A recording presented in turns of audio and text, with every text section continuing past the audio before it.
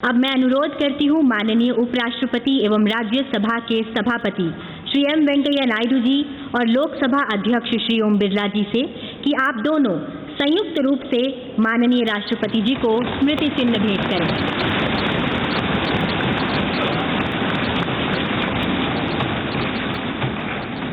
अब आप दोनों से अनुरोध है कि आप माननीय राष्ट्रपति जी को हस्ताक्षर पुस्तिका भेंट करें।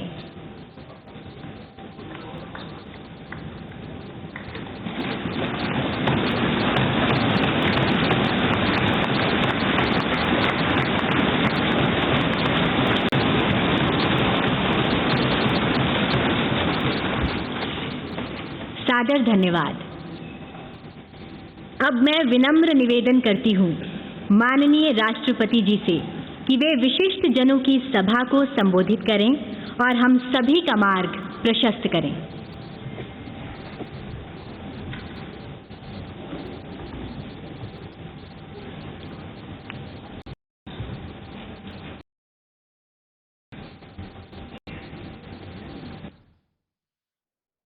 राष्ट्रपति श्री एम वेंकैया नायडू जी, प्रधानमंत्री श्री नरेंद्र मोदी जी, लोकसभा के अध्यक्ष श्री ओम बिरला जी, राज्यसभा के उपसभापति श्री हरिवंश जी, सभी सम्मानित सांसदगण, विशिष्ट अतिथिगण, देवी और सज्जनों, आज आप सबसे जब मैं विदा ले रहा हूं तो मेरे हृदय में अनेक पुरानी स्मृतियां उमड़ रही हैं। इसी परिसर में, जिसे सामान्यतया सेंट्रल हॉल के रूप में जाना जाता है, वर्षों तक एक सांसद के रूप में मैंने न जाने कितने सहयोगी सांसदों के साथ यादगार पल बिताए। 5 साल पहले इसी सेंट्रल हॉल में मैंने राष्ट्रपति के पद की शपथ ली थी। सांसद होने के नाते आप सभी का इस लोकतंत्र के मंदिर में एक प्रतिष्ठित स्थान है और मेरे हृदय में भी आप सबके लिए एक विशेष स्थान है और सदैव बना रहेगा।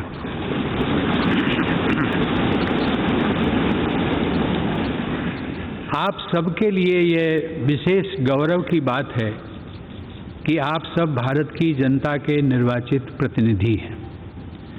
भारत की जनता ने आप सबके माध्यम से मुझे राष्ट्रपति के रूप में चुनकर देश की सेवा करने का अवसर प्रदान किया।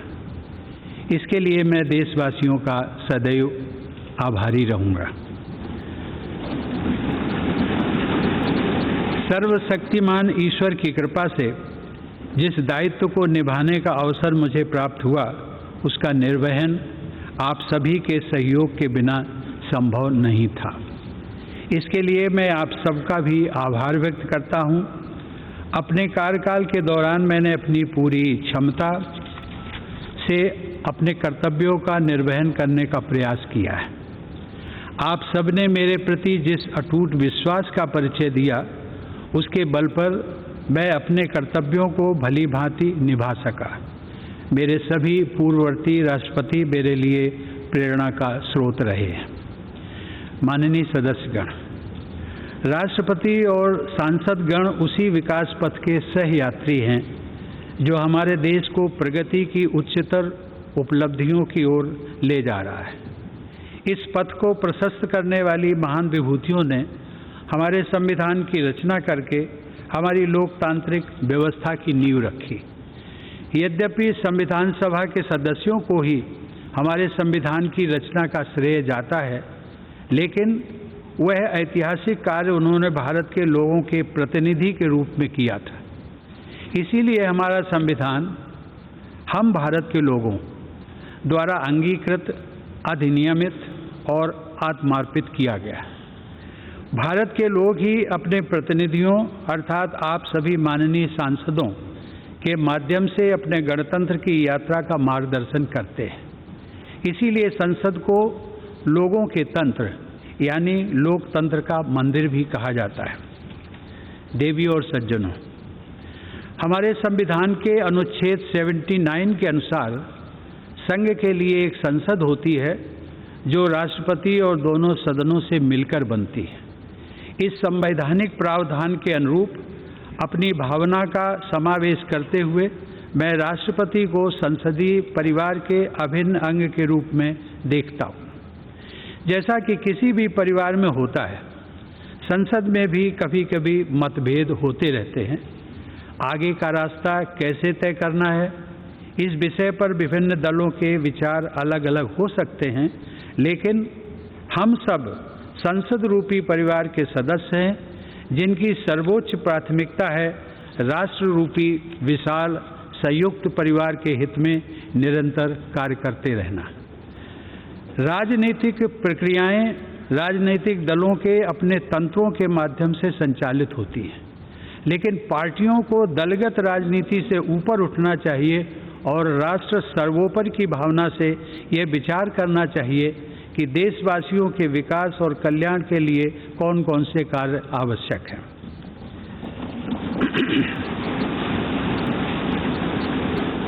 जब हम पूरे राष्ट्र को एक विशाल संयुक्त परिवार के रूप में देखते हैं तो ये समझ में आता है कि पारिवारिक मतभेदों को सुलझाने के अनेक रास्ते हो सकते हैं जो शांति, सद्भाव और संवाद पर आधारित होते हैं। विरोध प्रकट करने के अनेक संवैधानिक रास्ते राजनीतिक दलों और नागरिकों को उपलब्ध हैं। राष्ट्रपिता महात्मा गांधी ने अपने उद्देश्यों को प्राप्त करने के लिए शांति और अहिंसा पर आधारित सत्याग्रह के अस्त्र का इस्तेमाल किया था, लेकिन वे दूसरे पक्ष का सम्मान भी करते थे। हमारे नागरिकों को अपनी मांगों के लिए दबाव बनाने का तथा विरोध करने का संवैधानिक अधिकार उपलब्ध है, लेकिन मेरे विचार से इस अधिकार का प्रयोग हमेशा गांधीवादी तौर तरीकों के अनुरूप शांतिपूर्ण ढंग से ही किया जाना चाहिए। माननीय सदस्यगण, मेरे कार्यकाल के दौरान 2 अत्यंत महत्वपूर्ण ऐतिहासिक आयोजन किए गए।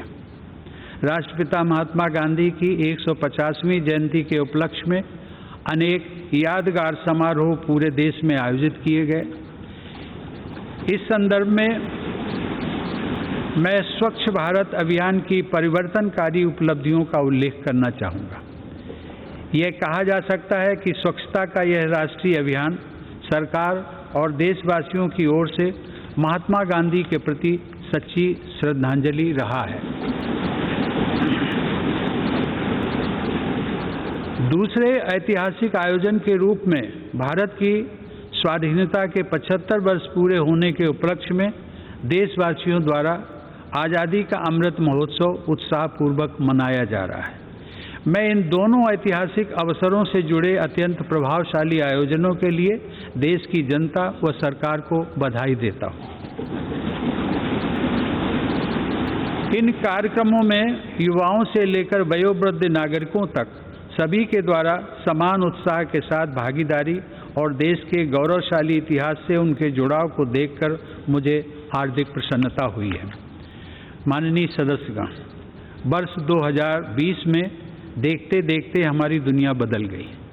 लगभग 100 साल बाद एक वैश्विक महामारी ने मानवता को झकझोर कर रख दिया। कोविड-19 की त्रासदी के दुष्परिणामों से पूरी दुनिया अब तक जूझ रही है। वर्तमान परिप्रेक्ष्य में हम सब ये आशा करते हैं कि पूरा विश्व समुदाय इस महामारी से भविष्य के लिए उपयोगी सबक हासिल करेगा। पहला सबक यह है कि मानव समाज ये भूलने लगा था कि वह प्रकृति का ही एक अभिन्न हिस्सा है। वास्तविकता ये है कि वह न तो प्रकृति से अलग है और न ही प्रकृति से ऊपर है। महामारी का प्रकोप कुछ हद तक पर्यावरण में हुए असंतुलन से भी जुड़ा है। पिछले 2 वर्षों की विभीषिका ने यह भी याद दिलाया है कि पूरी मानवता वास्तव में एक ही परिवार है और सभी का अस्तित्व आपसी सहयोग पर निर्भर करता है। कोविड का सामना करने में भारत के प्रयासों की विश्वव्यापी सराहना हुई है।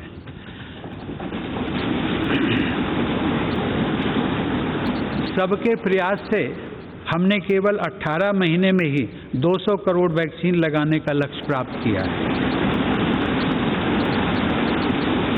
कोरोना काल में हमने 80 करोड़ लोगों को मुफ्त राशन भी पहुंचाया। यदि हम अपनी नीतियों के निर्धारण में इस वैश्विक महामारी से प्राप्त शिक्षाओं को अपनाते हैं तो मुझे लगता है कि भविष्य में किसी गंभीर आपदा के आने पर उसका सामना हम अधिक दक्षता और आत्मविश्वास के साथ कर सकेंगे। जलवायु परिवर्तन अब वाद विवाद का विषय नहीं रह गया है, बल्कि इसके परिणाम हमारे जीवन को सीधे सीधे प्रभावित करने लगे हैं। प्रकृति के प्रति सम्मान का भाव तथा मानवता की साझा नियति में विश्वास पर्यावरण की रक्षा करने में हमारी मदद कर सकता है। इस संदर्भ में ग्लोबल क्लाइमेट एक्शन में भारत की अग्रणी भूमिका तथा ऊर्जा के वैकल्पिक स्रोतों को बढ़ावा देने की पहल विशेष रूप से सराहनीय है।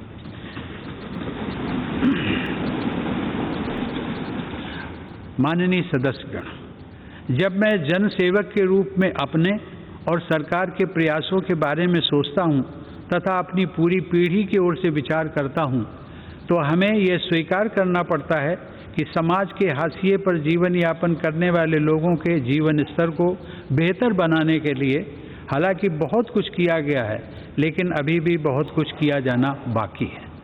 हमारा देश धीरे धीरे ही सही लेकिन सधे हुए कदमों से डॉक्टर आम्बेडकर के सपनों को साकार करने की दिशा में आगे बढ़ रहा है। मैं मिट्टी से बने एक कच्चे घर में पला बढ़ा हूँ, लेकिन अब ऐसे बच्चों की संख्या बहुत कम हो गई है जिन्हें आज भी उन कच्चे घरों में रहना पड़ता है जिनमें छत से पानी टपकता हो। आज बड़ी तादाद में हमारे गरीब भाई बहनों के पास भी पक्के घर हैं। यह बदलाव काफ़ी हद तक सरकार के विशेष प्रयासों से संभव हो सका है। अब हमारी बहुत सी बेटियों और बहनों को पीने का पानी लाने के लिए मीलों पैदल नहीं चलना पड़ता है, क्योंकि हमारा प्रयास है कि हर घर नल से जल पहुँचे।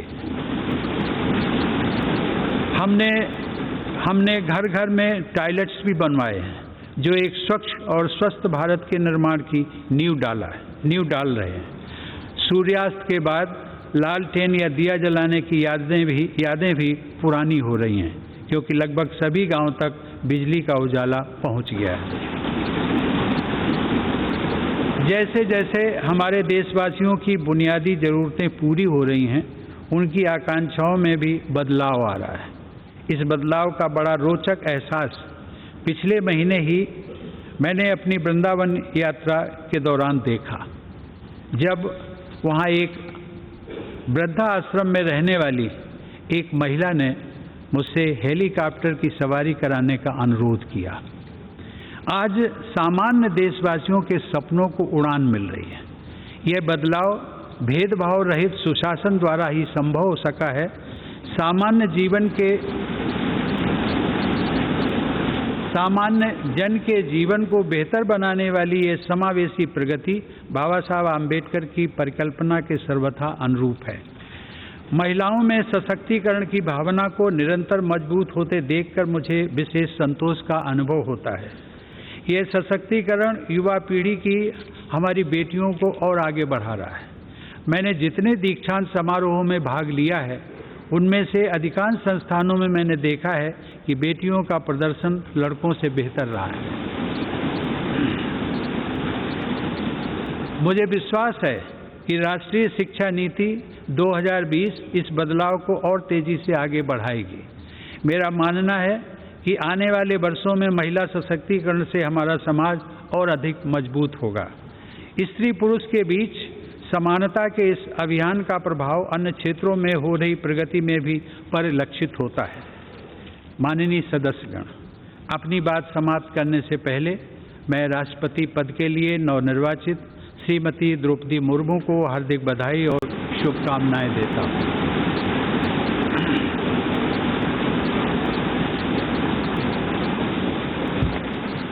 सर्वोच्च संवैधानिक पद पर उनका चुनाव महिला सशक्तिकरण को बढ़ाने के साथ साथ समाज के संघर्षशील लोगों में महत्वाकांक्षा का संचार करने वाला है। मुझे पूरा विश्वास है कि उनके अनुभव, विवेक और व्यक्तिगत आदर्श से पूरे देश को प्रेरणा मिलेगी और मार्गदर्शन भी। मैं एक बार फिर आप सभी के प्रति कृतज्ञता व्यक्त करता हूं। आप सबके साथ काम करने का मेरा अनुभव अविस्मरणीय रहा है। आप सबने संसद के अंदर और बाहर देश की जनता के हित से जुड़े अनेक कार्य किए हैं। इसके लिए मैं आप सबको साधुवाद देता हूं। अपने कार्यकाल के दौरान मैंने आप सबके साथ विभिन्न आयोजनों में विचारों का आदान प्रदान किया है। मैं समय समय पर सांसदों के तथा अन्य क्षेत्रों में कार्यरत लोगों के अनेक प्रतिनिधि मंडलों से भी मुलाकात करता रहा हूं। राष्ट्रपति के पद को आप सब ने जिस प्रकार निरंतर सम्मान दिया है, उसकी मैं सराहना करता हूं। इस दौरान मुझे प्रधानमंत्री श्री नरेंद्र मोदी जी व उनके मंत्रिमंडल के सदस्यों के साथ काम करने का भी अवसर मिला है। उन सब ने मुझे जो विशेष सम्मान दिया है, उसके लिए मैं उन सभी को धन्यवाद देता हूं। मैं उपराष्ट्रपति जी श्री एम वेंकैया नायडू को उनके सतत सहयोग के लिए धन्यवाद देता हूं। वेंकैया जी